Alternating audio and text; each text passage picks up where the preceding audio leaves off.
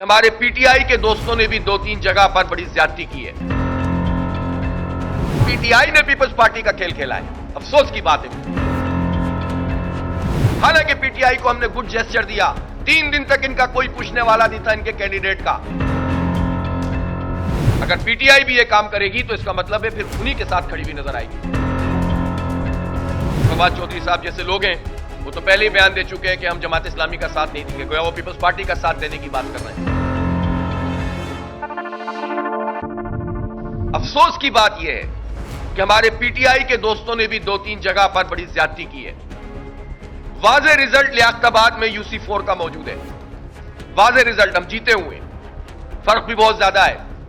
उनके एक कैंडिडेट ने 30 को 130, 47 को 147 और इसी तरह 2-3 स्टेशनों के नंबर में 1 का इजाफा करके जमा करा दिया। और जमा कराने के बाद जब हम वहां पर पहुंचे तो कैंडिडेट साहब खुद तशरीफ नहीं लाए, पता नहीं वकील भी थे कि नहीं थे, और बजाय इसके कि election commission then and there उसको डिसमिस करता, उन्होंने उसको डिसमिस नहीं किया। कंसोलिडेटेड रिजल्ट हमारे पास मौजूद था, खुद वहां तो एक आरओ ने भी जो एक जगह का रिजल्ट नहीं दिया गया था वो रिजल्ट दिखा दिया, लेकिन पता यह चला कि उस यूसी को भी हेल्ड कर लिया गया। मैं पूछना चाहता हूं कि उसको होल्ड क्यों किया गया है, कोई जवाब उसका नहीं था। और वहां पीटीआई ने पीपल्स पार्टी का खेल खेला है, अफसोस की बात है। हालांकि पीटीआई को हमने गुड जेस्चर दिया, 3 दिन तक इनका कोई पूछने वाला नहीं था इनके कैंडिडेट का। हमने कहा कि हम पीटीआई के लोगों के साथ मामलत करेंगे, हमने उनको जा जाकर उनके हक में गवाहियां दी। मैं आपको मिसाल देता हूं, एक मेट्रोविल की यूसी है, हम वहां 200 वोट से हार गए, पीटीआई जीत गई, तीसरे नंबर पर पीपल्स पार्टी थी।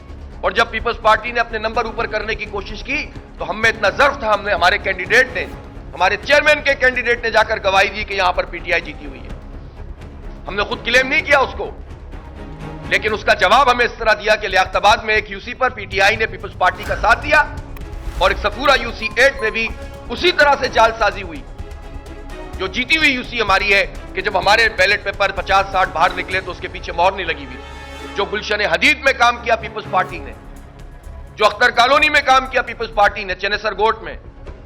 टाइम्स ऑफ कराची से जुड़े रहने के लिए हमारा चैनल सब्सक्राइब करें, हमारी वीडियोस को सबसे पहले देखने और बाखबर रहने के लिए बेल आइकन पर क्लिक करना ना भूलें।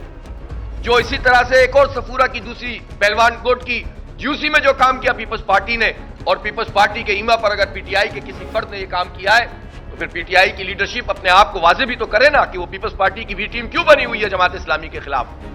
हमारे नंबर कम करने में उनकी क्या दिलचस्पी है पीटीआई की?